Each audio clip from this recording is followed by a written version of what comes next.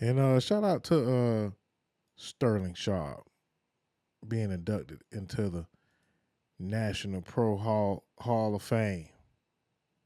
Yeah, this probably did overshadow it just a little bit, Shannon. But you know what? It'll be all right. It'll be all right, Shawty. You just gotta leave them. You gotta leave them hoes alone, Shawty. Gotta leave them hoes alone. You know they ain't mean you no good. All right, man. Thoughts and prayers to Shannon Sharp, the whole Sharp family, but also congratulations. You know what I'm saying? Shannon Sharp and Sterling Sharp. Um, brothers, I don't know if they're the first brothers in the Hall of Fame, but definitely enshrined in the Pro Hall of Fame. They got Jared Allen, Antonio Gates, Eric Allen, and Sterling Sharp. A defensive end who spent 12 seasons with the Chiefs, Vikings, Bears, and the 2015 NFC champion Panthers. He's tied for the league record in career safeties and twice led the NFL in sacks. Jared Allen. He led the league in receptions 3 times over 7 seasons with the Green Bay Packers and was the first player in NFL history to catch more than 100 passes in back-to-back years. Sterling Sharp. Sterling Sharp.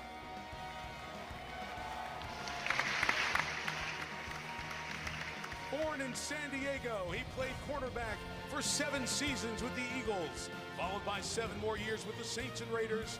He shares Philadelphia's all-time record for most interceptions and had 8 pick sixes. That cornerback with the eyes. Eric Allen. Shout out to Eric Allen, man. Baller. Born in Detroit, he played his entire 16-year career with the Chargers, the team's all-time record holder for receptions, receiving yards, and receiving touchdowns. And the league's all-time leader in touchdown catches for a tight end, Antonio Gates.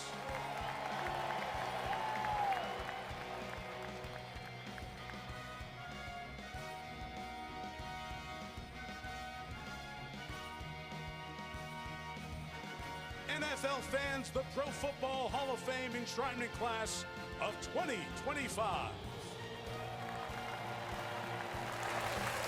They'll be inducted Saturday afternoon. Tonight, the traditional start of the NFL preseason. Good evening. Thanks for having us. Football is back, man. The NFL season is back. Again, thoughts and prayers to Shannon Sharp and Sterling. But congratulations at the same time, man. Hall of Famers. And then congratulations also to Antonio Gates, Jared Allen, and Eric Allen once again. I guess we could talk about Cam, and then we'll talk about this Ksoo, and then go ahead and get on up out of here. Cam Newton, man, has been going back and forth with a couple of folks because he had a grievance or an opinion that he had to share. We're gonna talk about that lawsuit, but nah, I ain't gonna talk about that. Let's just keep the show moving. Talk about old Cam. So Cam said something about Jalen Hurts, man, and it's not like, I don't know if it's considered hating, but Cam might have stated that he don't feel like Jalen Hurts is a top 10 quarterback. And that's not, the worst thing in the world. Like, I get, but it's a slight because he is a Super Bowl MVP, and they feel like Cam is mad because he never won a Super Bowl. And Gillie the kid jumped in and said a few things about Cam. And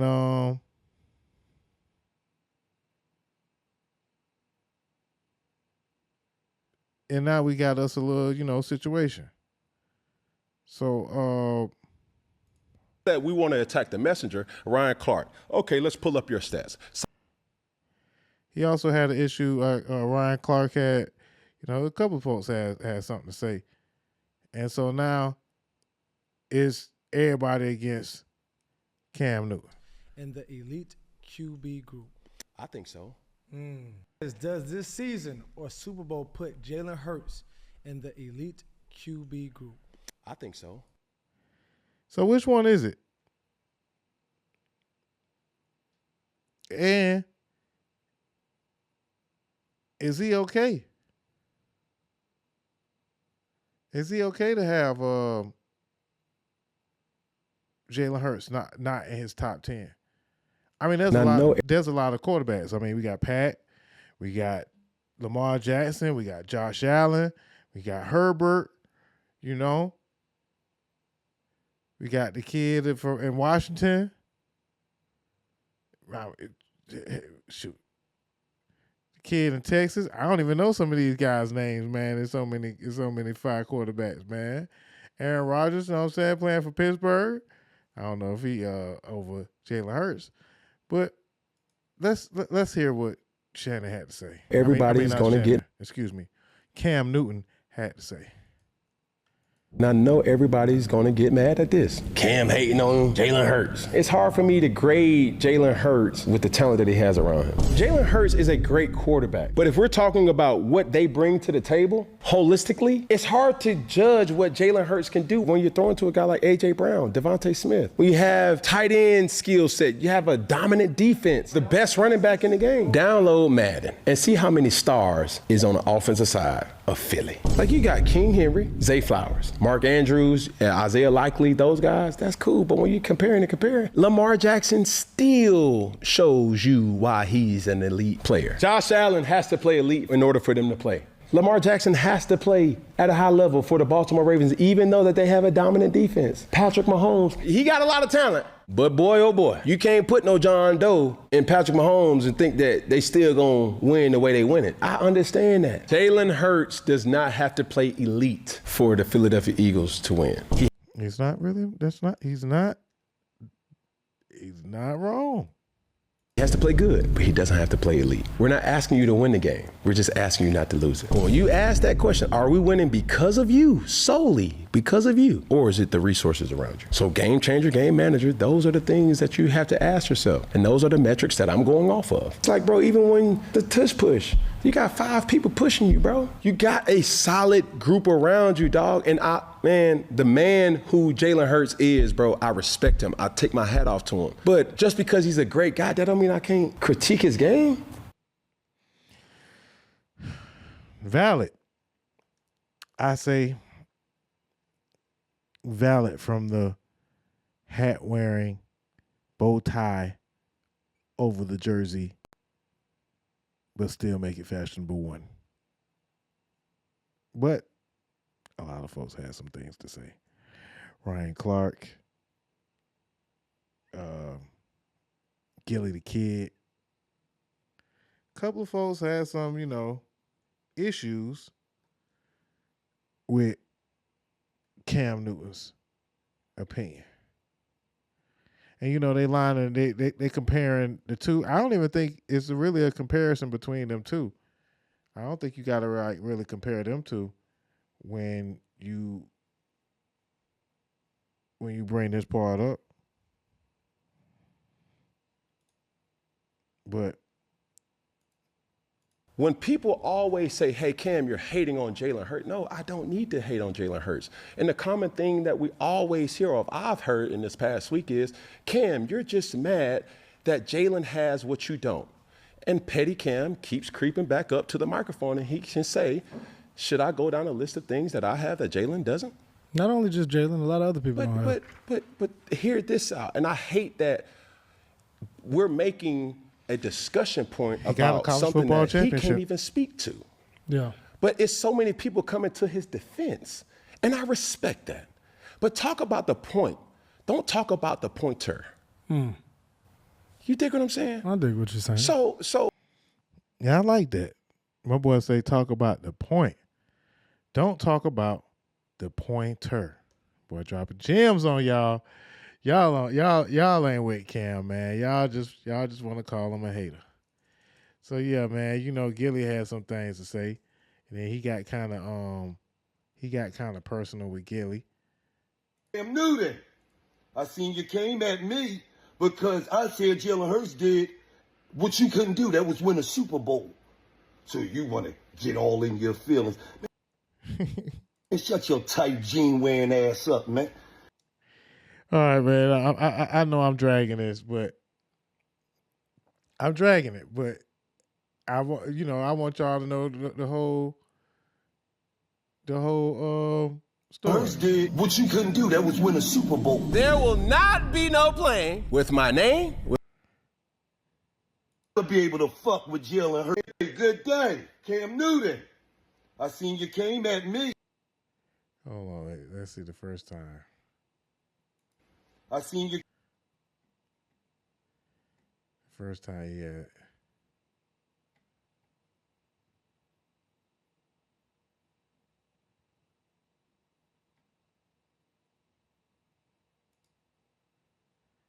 Hold on, man. I know, y'all. What you couldn't do, that was win a Super Bowl. They definitely gonna bring up that same shit.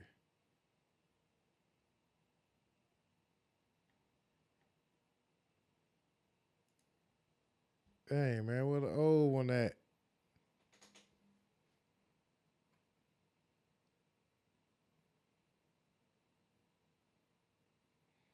All right, I guess we can't watch the old one.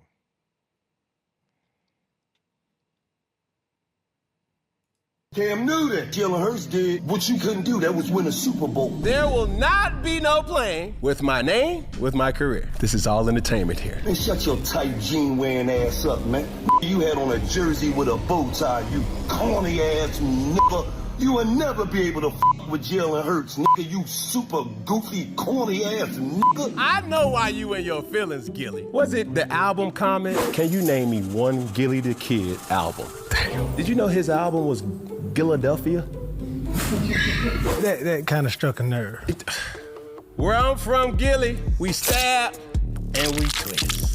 Wise words was told to me, they say, when you go low, I go to hell. So let's bring up your actual facts and your actual stats. When I'm looking at your rap career, Gillie did not chart any solo singles on the Billboard Hot 100. Philadelphia didn't do no numbers? Dang. Former member of Major Figures, bass rap group late 90s and early 2000s. You ain't never been great at nothing. The only great thing that Gillie does, he's a great mascot. Big hat, dancing around, yeah, getting them going. Mascot, very questionable career. We can't relate on a lot of things, Gillie. And if it wasn't for Wallow, all credibility on $1 million worth of game would be really at question. Because he has a wisdom about him. Wallow, that is. I respect it, and I also respect Gillie. But, respectfully, brother, we cannot relate. While you're dancing on the sideline, I was in the game.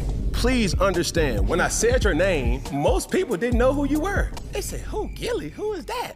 Man, you know the dude that be walking around with the big old hat? Oh, that dude. Man, don't take him serious. That's the narrative about you, guy. You can't beat me in nothing. And I mean nothing. That's basketball, that's football, that's baseball, that's rock, paper, scissors, that's chess, that's checkers, that's tennis, that's golf. All I'm asking for is respect. But just be mindful how you use and you talk about me. But I'm rooting for you. I'm gonna subscribe to $1 million worth of game. I will be looking for your repeated response, and this is my challenge to you. Try to refrain from using the N-word in every sentence. Use your nouns and your verbs and adjectives, brother. Not just every word being a curse word. Corny ass nigga. Oh, man, what y'all think, man? Cam Newton strikes back, man. Hey, good day, Cam Newton. I seen you came at me because I said Jalen Hurts did what you couldn't do. That was win a Super Bowl. So you want to get all in your feelings. Man, shut your tight jean wearing ass up, man. Nigga, you had on a jersey with a bow tie, you corny ass nigga. Get out of here, nigga. You will never be able to fuck with Jalen Hurts, nigga. You super goofy, corny ass nigga. Get out of here, nigga. What you do? You won MVP, won a Super Bowl, win a Super Bowl MVP. And you hating on him. Cause he did what you couldn't do, nigga. Win a Super Bowl. And he been to 2 of them. So when you hating on him, nigga, just know you wasn't better than him, nigga. You talk about, can you name one of my albums, nigga? You ain't gotta be able to name one of my albums, nigga. Fuck wrong with you? You in my space. You ain't bigger than me in this space, nigga. You a low-ass boy in this space, nigga. You low-ass boy. I could come sign you, nigga. You low-ass boy. What you talking about? You, that nigga don't ever...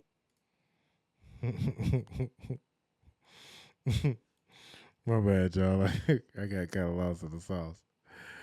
Oh man, but yeah, man, we see what happened when Cam Newton had his last altercation. So I'm just gonna say thoughts and prayers to them two gentlemen, and I think that Cam made some very, very good, valid points. That's basketball. That's football. That's baseball. That's rock paper scissors. That nigga said, "You can't beat me at rock, paper, scissors." He really was just saying, "Can you whoop my ass? Can you whoop me? Can you beat my ass?" That's what he was really saying. But you're right. He can't probably beat you. And that nigga said badminton, chess, checkers, Madden. Shit, he named every damn sport and competitive shit. Thumb wrestling. He said, "I'm gonna say he'll beat you up at thumb wrestling." Oh man, I know a bunch of bad jokes, man. I digress. Thoughts and prayers, man. Gillie the Kid, man. Cam Newton, man. Shannon Sharp, Gilbert Arenas. Everybody, man. Thoughts and prayers to everybody out there, man. Let's see. I guess we gotta talk about this Ksoo thing now, man. This boy Ksoo, man. Okay, so Ksoo, the rapper from Jacksonville that was found guilty of a murder. And I ain't really know much information about this. I've heard about it for quite some time. They've had entire rap careers launched and fall off, I guess I would say. Julio Fulio has, went to his height of his career, and then he, passed away behind a lot of this stuff. And then, we was talking about Young and Ace a couple of weeks ago. I think he's on the side of Ksoo, and he's definitely said in song that he's done whatever he could to support the rapper while he was, going again up for murder. But the rapper Ksoo had a certain co-defendant that turned on him in ways that we probably most men can never imagine. That special co-defendant ended up being his father, Blue. Yeah. Ksoo's father had to testify against him in court. And they got everybody, everybody up in arms, man. A lot of folks had a couple of things to say. Seems that his father had been locked up a while with him.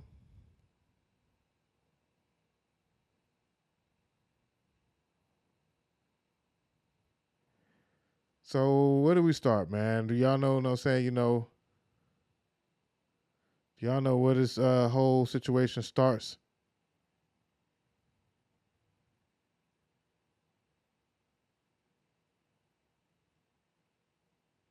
I don't know. I don't really know whether I didn't even know that the boy really had like a whole song and a situation going on. But they pulled out a whole bunch of different types of evidence, all sorts of different types of evidence. But some folks was feeling like he actually had a chance. But Hakeem Robinson, a.k.a. Ksoo, has been found guilty of first-degree murder after people like his father and his co-defendants turned against him in court. So I guess we can. I was looking all that time for a picture of the man, a decent picture of the man. So he was a part of a group called ATK, and it was a gang rivalry in ATK versus, I don't know what the other side is. I really don't even want to even go down that whole thing. But seems like when his whole career was taking off, he was involved in the murder that, you know, we had been going on for years of retaliation between the rappers going back and forth. You know, this is a picture of Young and Ace, Ksoo, and King Von. Young and Ace is still the only one that's still free. King Von passed away. He ain't got nothing to do with this, of course, but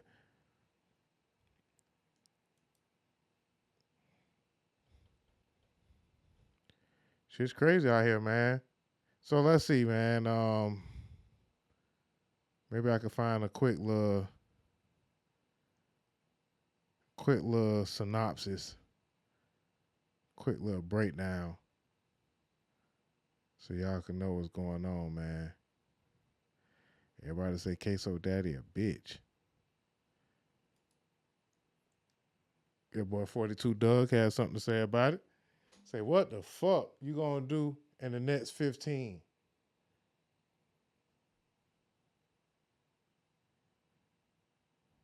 Boosie had some comments about what was going on. So where we at? Let's take it back. Yeah, I remember that. And that's 478-305-9583, right? Right.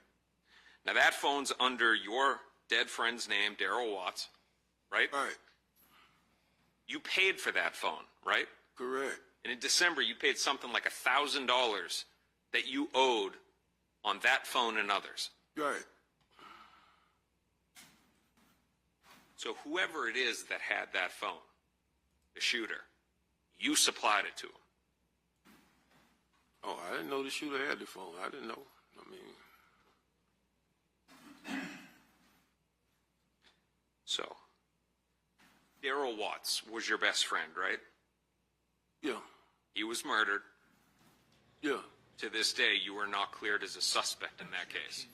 Sustained. Mr. DeCoste, just ask questions, please, that are relevant. An arrest has not been made in the murder of Daryl Watts. Sustained.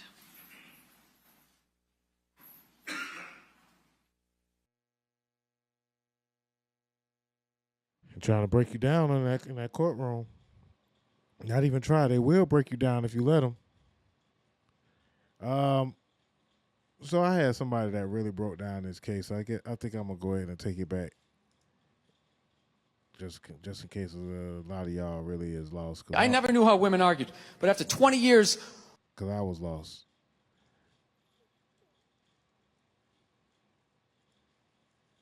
So I had to go and get my information from this young lady that says, hey, I'm not a lawyer, but I got that info. And she do. She definitely got that info. So which one should we go to first? I'm not a lawyer, but let's get into the highlights from day 2 of Florida rapper Ksoo, because apparently I was pronouncing it wrong, and y'all are on my ass. So I'm going to recap the witnesses in a slightly different order than the order they testified, because it's my video and I can do that, and also because I think my way will help you track the story better. So these 2 men are currently on trial for taking the life of this 23-year-old man. And I have received so many DMs and comments asking me to cover this. So I'm not a lawyer, but let me give you the recap. And if you're new to the case, just know the state has 2 star witnesses for this trial. The first is an accomplice to the homicide who took a deal and has now agreed to testify against these defendants. And then the second one is one of the defendants' father. Child, it's a ride, so buckle up. So this is 23-year-old Charles McCormick, and on January 15, 2020, Florida prosecutors say that these 3 men, Hakeem Robinson, aka rapper Ksoo, Ksoo's cousin, Leroy Whitaker Jr., and their childhood friend, Dominique Barner, used a stolen car to follow Charles McCormick from his house to a shopping plaza, and once McCormick exited one of the buildings, Hakeem allegedly jumped out of the car and executed Charles McCormick. January 15th, 2020 was the day 23-year-old Charles McCormick died. The murder of Charles McCormick was personal. It was thought out, and it was brazenly executed in broad daylight without any fear of accountability. The names of the guilty: Hakeem Robinson, who's sitting right here, whose nickname is Kimi to his family, Ksoo, his rap name, Leroy Whitaker, a co-defendant sitting before him, a cousin, whose nickname is Scotty, Dominique Barner, whose nickname is Butta, their friend. And the reason why this happened, according to prosecutors, is because of a rivalry between 2 groups, a diss song, and an incident that happened exactly 1 year before, where Ksoo's stepbrother, Ksoo's real brother, Ksoo's father, and a few others were all in a car targeted by some gunfire. And as a result of that gunfire, Ksoo's stepbrother ended up losing his life. To fully understand that, why the crime took place, the significance of the day, you have to know what happened exactly 1 year prior, on January 15th, 2019. On January 15th, 2019, Willie Addison, whose rap name is Boss Goon, was in a vehicle with family when shots rang out. Willie Addison was struck and ultimately died as a result of his injuries. But he wasn't the only one in the vehicle. Also out on January 15, 2019, was that he was affiliated with people who are part of another local rap group, 6 Block. And 6 Block and ATK are rivals. But he couldn't keep up. The car eventually hit a tree, and the 3 men got out, and then they raced through the park. Are rivals. They don't like each other. They hate each other. So now back to January 15, 2020. According to prosecutors, after Ksoo took the life of Charles McCormick, he jumped in the front passenger seat of the stolen car that Dominique Barner was driving. Leroy Whitaker was in the back seat, allegedly. And then they raced through the parking lot and drove away. A cop that was in the parking lot saw the car racing through the parking lot and started chasing it, but he couldn't keep up. The car eventually hit a tree, and the 3 men got out and ran. Prosecutors say that Hakeem Robinson went one way, while Leroy Whitaker and Dominique Barner went another way. The 2 of them ended up breaking into a lady's home and holding her there until they got a ride from Hakeem's father, Abdul Robinson Sr. Okay, hold on. We're going to stop right here in the story. Because, see, this always happens. Now, we learned when you was playing hide and go seek as a kid, when I go hide, let me go my own place. Everybody's supposed to go their own way. And y'all went together, and that's how y'all got caught together. And also let it be known that if you're going to live a life of crime, you might want to not have no tattoos. If you're a young guy and you thinking about being in gangs and doing criminal activity, you might want to get rid of your tattoos, or don't get none at all. Excuse me. Don't get none. Who's been charged with accessory after the fact, and he's accepted a plea deal. Dominique Barner and Leroy Whitaker made their way to the backyard of a home that 57-year-old Barbara Buckley lived in. Oh. Her husband had gone to work. She was home alone. So she thought. They go into her porch, her patio, and through her rear sliding glass door, Leroy Whitaker and Dominique Barner decide they're going in. And she tells them, get out. Uses some more colorful language, but get out. What are you doing here? She walks to her front door, telling Leroy Whitaker to get out. She opens that door, and she begins to yell for help. So, Dominique Barner, and then Leroy Whitaker, who assists him, physically grab Barbara Buckley and pull her inside her own home. And then after they've been there for about an hour, a red-orange Dodge Challenger, driven by Abdul Robinson Sr., blue. That's when the daddy came. Shows up. And eventually, Leroy Whitaker and Dominique Barner go outside, leaving Miss Buckley behind in her own home for the first time in an hour. She calls 911, but then she also sees an officer down the road. Guys, down the road, there crashed Nissan Altima, the murder car. Barbara Buckley, the woman from the house, tells police what happened to her, and since Dominique Barner had a very distinct tattoo on his arm, she was able to tell police about that tattoo, and he gets identified very quickly. She's able to give a very good general description, clothing description. She also got a very good look at the arms of Dominique Barner because he had some distinct tattoos on his forearms. Yeah, She provides that description to the police. And so, based on her descriptions that day, Dominique Barner is identified as a potential suspect. Dominique Barner Got him that day. Pulled him that day, y'all. All right, so you know, that's kind of the synopsis of So the state alleges when Hakeem Robinson got away from that officer, he hid in an apartment complex and then called his brother, Abdul Robinson Jr., a.k.a. Kareem, to pick him up. Kareem was with their cousin, whose name is Torgon, and the two of them convinced Torgon's girlfriend to pick Hakeem up. You probably just got confused, but just watch. On January 15, 2020, that morning, were you home? Yes. And what's the first thing you remember about that morning? These two men are currently on trial for taking the life of this 23-year-old man, and I have received so many DMs and comments asking me. So the state alleges when Hakeem Robinson got away. Hakeem. Did you know why they... Day 3 of Hakeem Robinson, a.k.a. Ksoo's Big M trial got very interesting. All right, so, you know, shout out to I'm Not a Lawyer, but she broke it all the way down. I kind of went down the rabbit hole, but I ain't gonna take y'all down the same rabbit hole. Just know that it got kind of nasty to where his father had to take the stand, and Hakeem Daddy took the stand on day 4, y'all. Now, I'm not a lawyer, but let me give you the recap. Low-key, I don't even... Murder case, where you pled to accessory after the fact, is that right? Yes. And in the Charles McCormick murder case, you also pled to accessory after the fact, a first-degree felony. Yes. All right, and typically a first-degree felony punishable by 30 years, is that correct? Yes. As part of your pleas, did the state agree to cap the maximum sentence you could receive to be 20 years? Yes. If you were to be sentenced to 20 years by the court, at the end of that sentence, approximately how old would you be? I'll be close to 70. Does the court have to follow any recommendation the state makes? No. From there, Abdul Sr. gets into why he's testifying against his own son.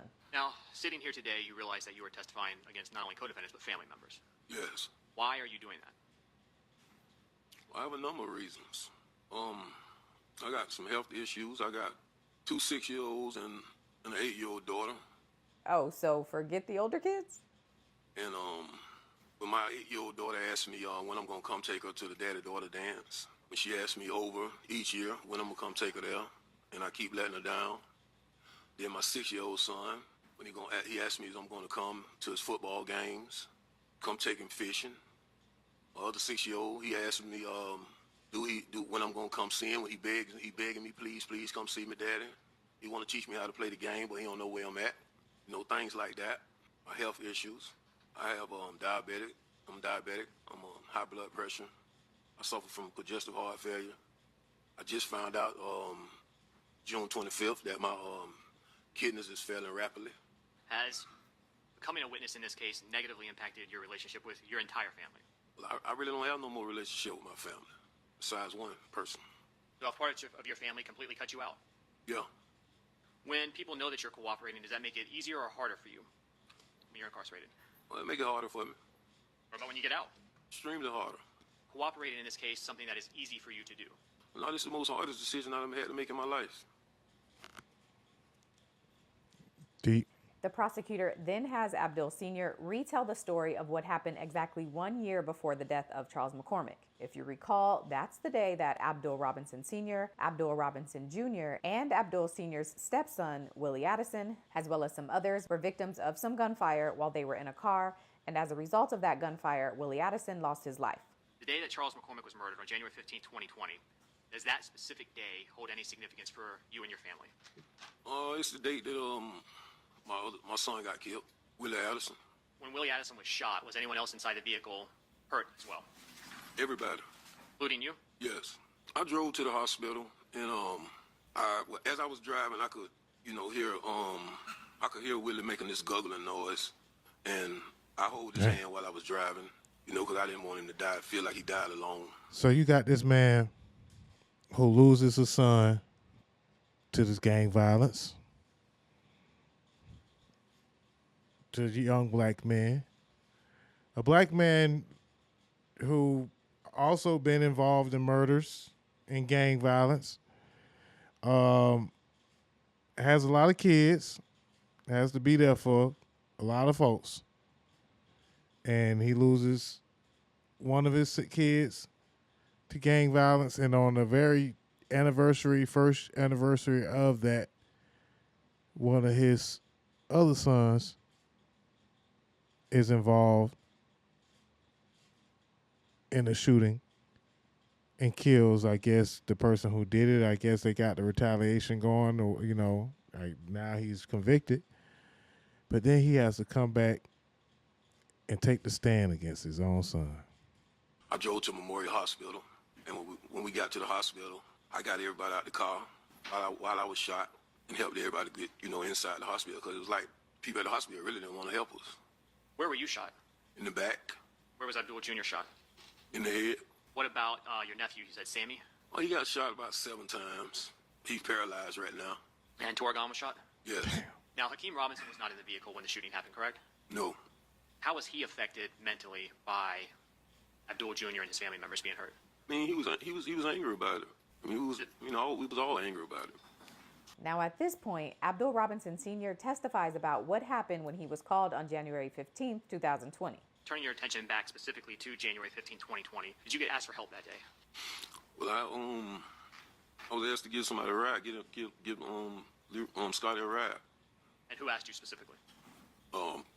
Abdul Jr. He called me. I think he called me more than once. When you spoke to Abdul Jr., did he tell you why Leroy Whitaker needed a ride? No. How did you know where to go pick Leroy Whitaker up? Abdul Jr., he sent me a pin drop, a location. What were you driving? Dodge Challenger. Is that a car that's actually in your name? Yes.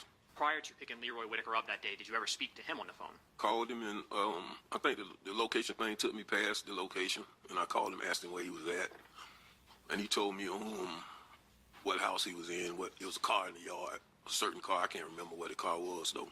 And they both came out. How were they that's how they acting? How were they walking? They got him caught. I mean, I would say a little urgent. Guess they had on some pajamas, some Mountain Dew pajamas. Now, as you were driving Leroy Whitaker and Dominic Barner away, did you find out what had happened to Charles McCormick? Yes. After getting away from that neighborhood, did you make a stop? We stopped in Grand Park, switch cars. We got in a white Impala. It was my daughter's car, but it was in my name. Why did you want to switch out of your Dodge Challenger? I mean, after I found out what happened, we in an orange car, very noticeable. Did you eventually make it back to your home? Yes. After you got back to your home, did you do anything else to assist either Leroy Whitaker or Dominic Barner? Well, I took the clothes they had on and left with them. I went over there off Kings Road behind Burger King, put them in this fire barrel. Did you set them on fire? Yes. I mean, it was just my way to help. And then the prosecutor has Abdul Robinson Sr. identify his own son as the triggerman in the surveillance video of Charles McCormick's death. January 15, 2020, you became aware of a video recording that captured the murder of Charles McCormick. Is that correct? Yes. Did you, when you viewed that recording, recognize the person depicted in it? Oh, shit. Yes. Who is the person that was captured on the video recording shooting Charles McCormick?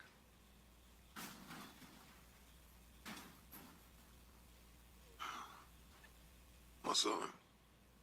What's your son's name? Hakeem. That's crazy. I don't even have words for that. After the murder of Charles McCormick, did you become aware of a post on Hakeem Robinson's Instagram account referencing something that happened? Yes. Was that posted from a nail salon? Yes. I want him to remove the post. Are you aware of any other posts Hakeem Robinson made to his social media around that time? It was another post of dude Lil Buck. It was the emojis, the hand emoji saying bye-bye.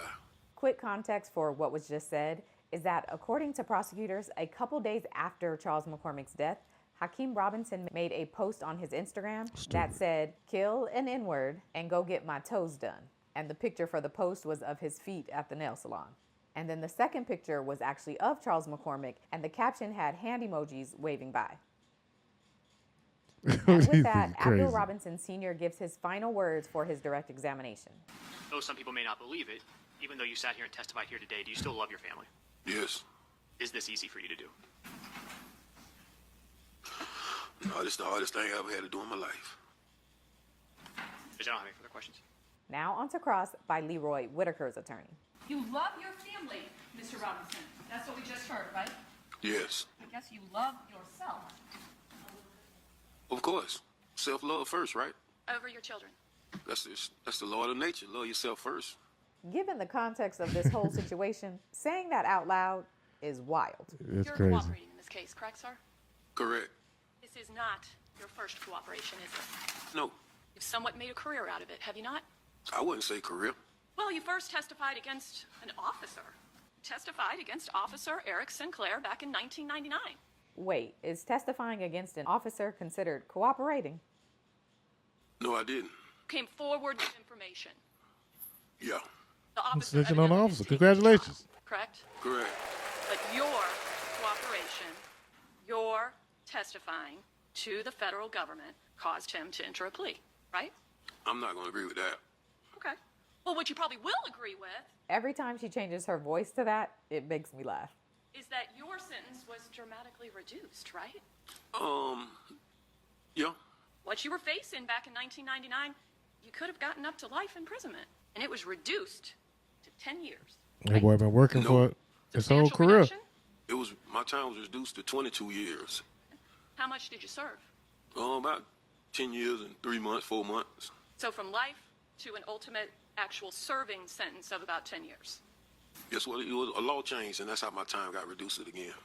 Well, and your cooperation, sir. Yeah. Right? So a pretty good deal you made for yourself. Yeah. You've also worked as a confidential informant for police, haven't you? Yep. God damn. The attorney then briefly. Hey, man.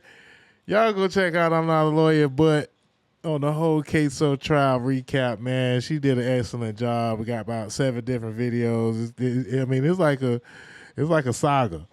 But, you know, the saga has come to a close because Ksoo,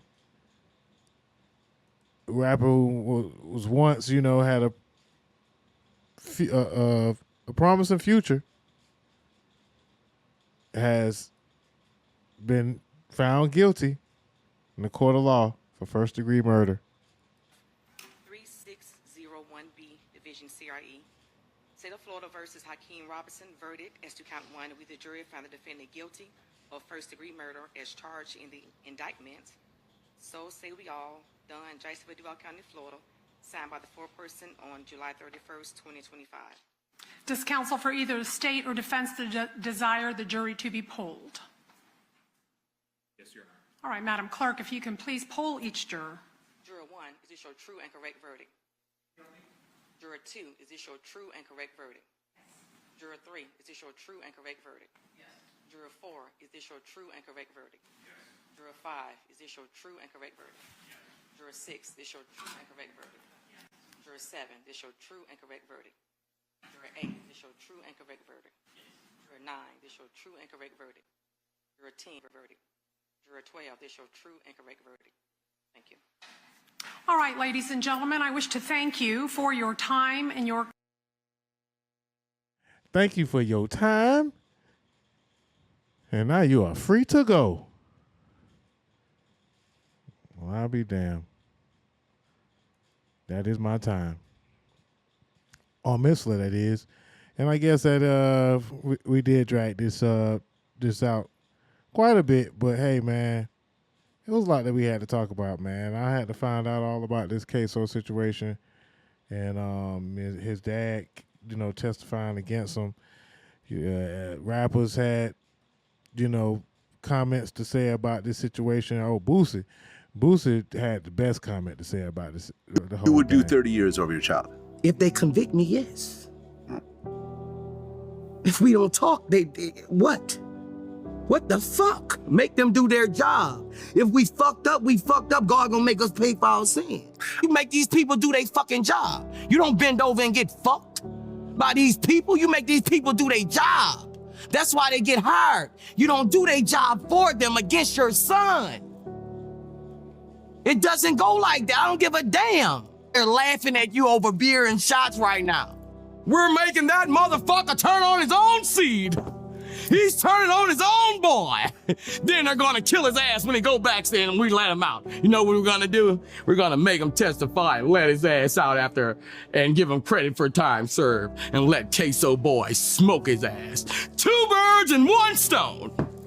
2 birds and 1 stone, both of you. First time in all these I done got you to kill your son and let you out for his sons niggas to kill you. Now we're gonna try them for murder. 3 strikes y'all. That's what the games they play against us. Cause as dads, we gotta understand, it's about them kids. Yeah.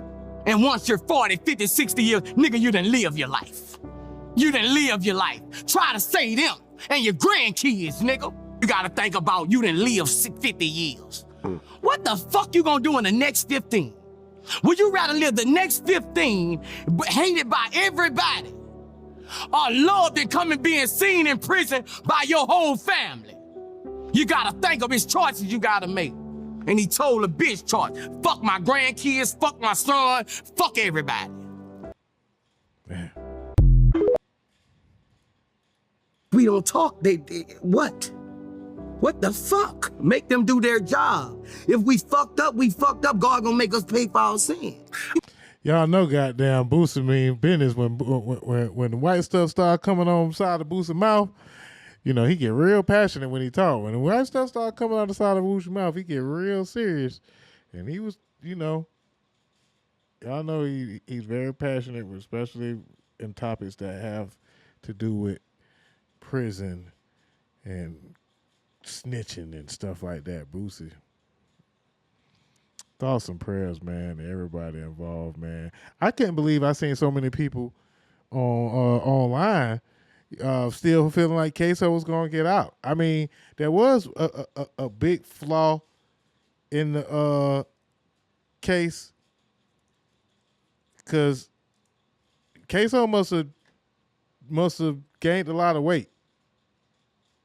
He's huge, but even in this, you can tell the Miss Squaws and normal size. Because as human being, he's huge, but even in this, you can tell he's got a belly. He is out of shape. He is not toned. And Your Honor, I hope that I can quote what I did the other day when I said the shooter ain't got no ass. He does.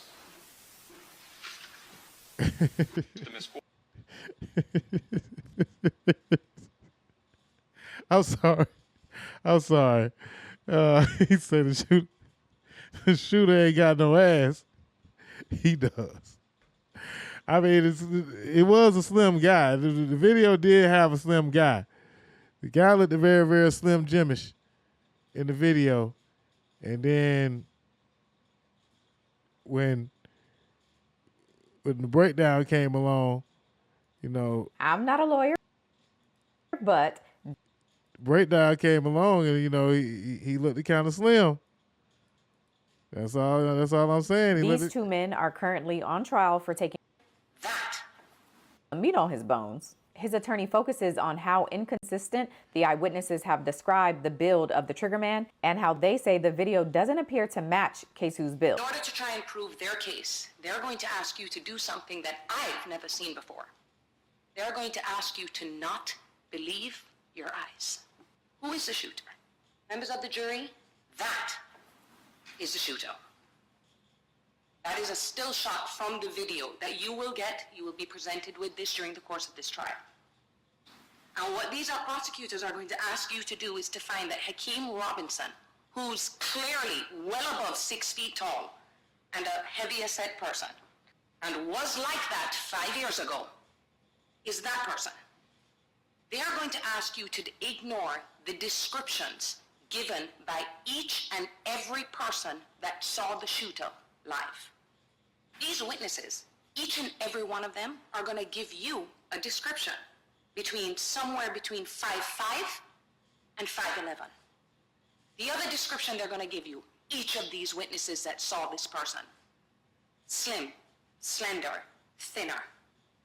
They are now going to present you one piece of reliable, direct evidence that definitively proves that Hakeem Robinson is a shooter.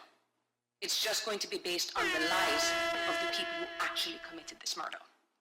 This, members of the jury, is Hakeem Robinson. Stand up, Hakeem. She said, He stand up, is a Hakeem. young, aspiring, talented musician who 5 years ago was wrenched from his family, his life, and his promising career. All because the government refused to look at literally what is right in front of them. And this is why I've asked Hakeem Robinson to stand up in front of you right now, members of the jury. Because you may not have taken too much notice over the past 3 days. Each and every time you walked into the courtroom and you left and we stood up, you didn't realize at that time how important it was to take a look at how tall Hakeem Robinson is and how big he is. But it is going to be the focal point of this trial. Then she, like Leroy Whitaker's attorney, focuses on Dominique Barner and Hakeem's father, Abdul Robinson Sr. So I mean, it was somewhat some holes in the trial, you know, because that did not look like a 6 foot guy, and he gained some weight over the years, but you don't gain that much weight. I ain't gonna feel like you can gain that much weight to be looking doggone like, you know what I'm saying, like Gucci Man. He hit a growth spurt and gained weight. You know why he was in? That's crazy. You know, so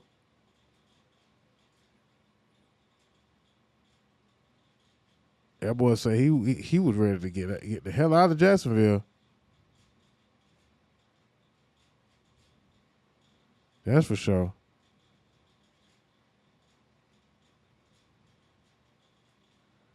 They say his Instagram, there was Instagram footage of him in his hoodie.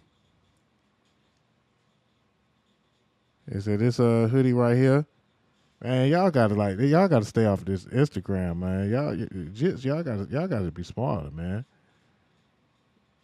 They getting y'all caught up with all the information y'all giving y'all with the internet. Internet tattoos and these songs. Niggas is giving the whole game away. So I mean, I'm gonna move on. But there was some holes in the story. It's all. And this is the final statement from hold on, before we get into the final statement, he that boy said he was ready to get up out of Jacksonville, boy.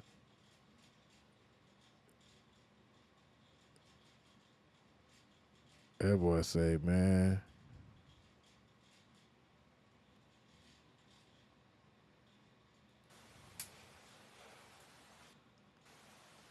Yeah, I got to speak with my lawyer. Want to speak with your lawyer? Yes. Okay. All right.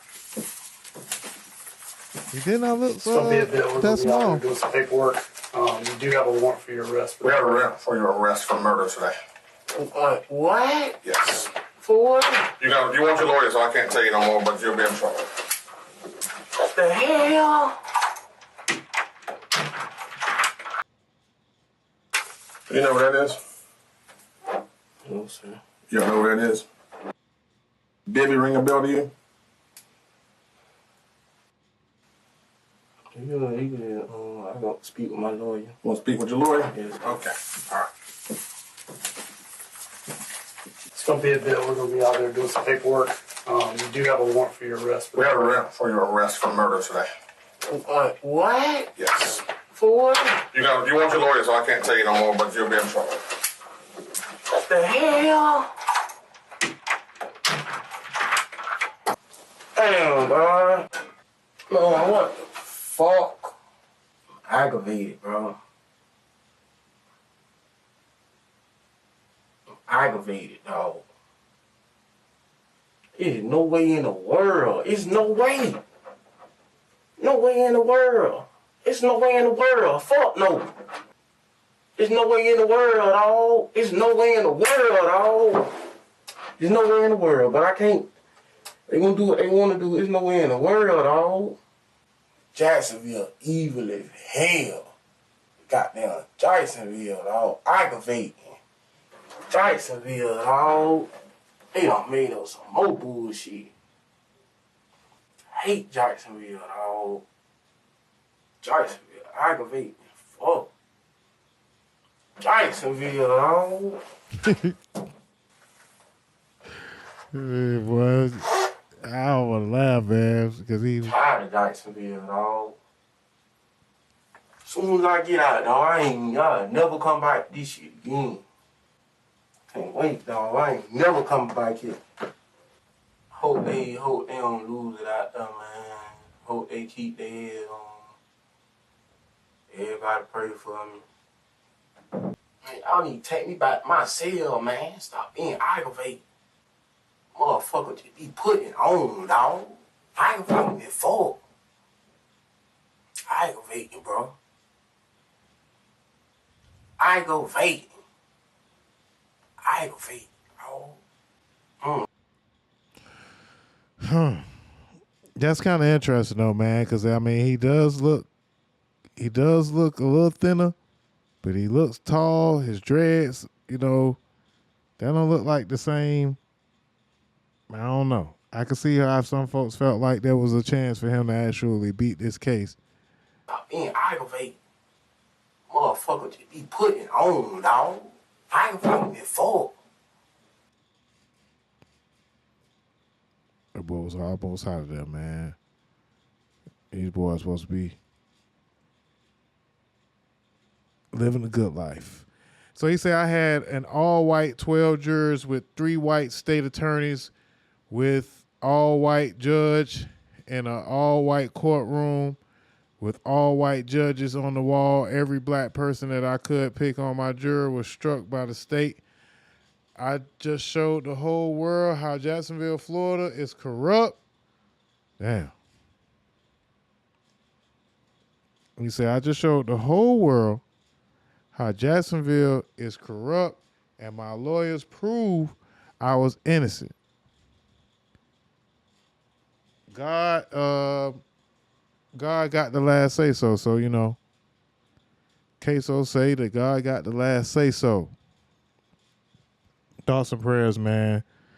And rest in peace to everybody that was killed in this gang violence, man. And I hope I hope you YNs and I hope all you gang members and all, everybody that's doing crime. I hope y'all learned something about, how to not get caught or how to stay away from the bullshit or whatever y'all had to learn from this situation.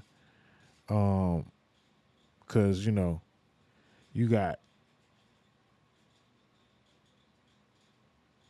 songs made that people didn't like, so people decided to kill other folks, and you got Fulio dead, Ksoo in jail for life. Win a playoffs. I ain't worried about twin because I'm trying to catch a bit dog. Well, Julio finna get me flagged. Get my show flagged. All right, man. That about do it, man. That about do it, man. I told y'all we was going to break down the Ksoo situation. We talked about Hot Boy Turk being kicked off the Cash Money Tour. Drika Gates and Kevin Gates, getting a divorce. Shannon Sharp got lined up, then got fired from ESPN. Cam Newton said Jalen Hurts is not top 10, and then said, hey, he could beat Gillie the Kid at everything. And he meant everything. Gilbert Arenas went to jail for gambling, but then he got out looking like he might have told on everybody. And Kwame Brown was happy as a sissy in a room full of dicks.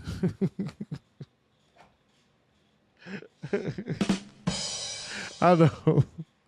I waited till the last minute to drop my worst joke of all time. All right, man. Shout out to everybody checked in, man. Y'all make sure y'all check us out every week, man. This is the DozhaToldya Podcast. Make sure you follow us on all platforms. You see it all right there, man. Appreciate all the support. Make sure you give to the Cash App if you would like to help us keep going, man. DozhaToldya Radio on Cash App. If you would like to listen to the whole show on Mixler, you can listen to the music portion on the Mixler app. That's right there. But check out all the clips and the shows on the YouTube page. You could check out the playlist, DozhaToldya Podcast playlist on the title.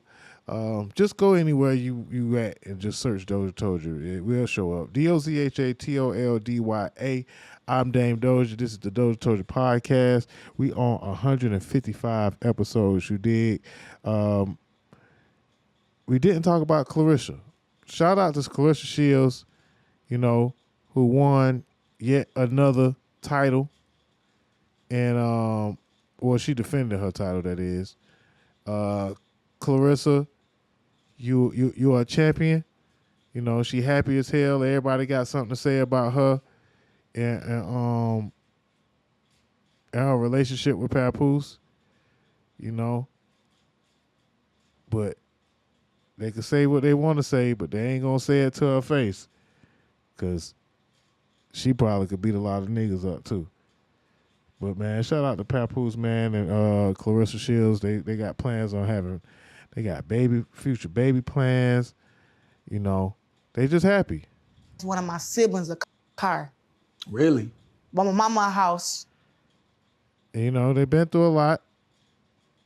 And we trying to see if we're going to get Layla Ali versus Clarissa Shields. Layla said that she will come out of retirement if she was paid $15 to $20 million. And Clarissa said, say less. Say less, son. You need 15 to 20? Then we can make that happen. Word on the block that she got somebody to cut the check. And Clarissa say she ready. And the money will be there. So Clarissa said, what you want to do? The check say $15 million. $15 million. What that say? What it say? Win Records? Whoever it is. Win Records? Let me find out that boy Young Cash giving out $15 million for the fight. World Best Bank. Yeah, man. They say for the Shields and Ali fight. So, maybe it's a publicity stunt. Maybe, of course, them big checks don't really be real for real, But at the same time, she say she ready. She say put down. As they say, put your money where your mouth is. But, yeah, man, shout out to Clarissa Shields again, man. Winning again, and she say she ready for Layla Ali. And I believe her. Shawty got hands, and she ready to put them to work. But yeah, she won again this weekend, man. I don't even know if it's anybody that they can actually get to even do any type of damage to this woman, because she just head and shoulders above the competition. So Layla Ali might be a little bit too old. Remy gonna, Remy shoot. She don't fight. So who we gonna get to do something to old Clarissa Shields, man? Maybe she gotta go MMA.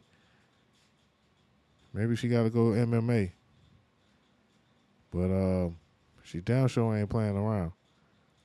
Baby Show ain't playing around. I thought I was gonna find some highlights from the fight, but it ain't no. Cut there from Clarissa Shields, and a nice right hand landed there. It ain't no need. Y'all know the lady got hands. Y'all know the lady do not play when it comes to throwing them hands. And she really, really grind, you know, for a long time to become the success story that she got. To the body. I'm going to take. They be trying to talk about Clarissa, man, you know, how she looking, all that good stuff, man. But shit, like I said, man, she the GOAT, greatest woman of all time when it comes to boxing, man, and nobody don't want nothing. They don't want to see her. So congratulations and shout out to Clarissa Shields, Papoose. Again, man, we wanted to make sure we talked about everybody, man, during the show, man. You know, had a very, very long show, man. Very successful show. I appreciate all the support. Thoughts and prayers to Shannon Sharp, man. You know what I'm saying? Hopefully he get it together. Can't get lined up no more, I guess. Or, you know, maybe so. Stay off them OnlyFans pages and leave them young girls alone, Shannon, and you'll be all right. Shout out to Drake from his new single with Central C. Another top 10 for Drake. Central C's first top 10. You know, congratulations to him. And we'll come back probably tomorrow or sometime later on this evening, later on this weekend, and have an additional show. You know, we ain't talk about the downtown New York mass shooting, and we ain't talk about the girl that got flued out by DeAndre Ayton, and he left her behind. Ladies, if you're getting flued out and getting left behind, hey man, come on, it's 2025, man. You know, be an adult for once. Your body, your choice, you know, however y'all want to see it. We'll talk about all that stuff, man, when we get the young boys and we got to get a group together, because I don't want to be the only one that's going to get blamed for those type of answers. But like I said, man, in the meantime, in between time, man, y'all stay black, stay righteous, stay smart, stay dangerous, and goddamn, stay real. And stay put, because we'll be back next week, man. It's the DozhaToldya Podcast. 155. You're listening to DozhaToldya Radio. See y'all next week, man.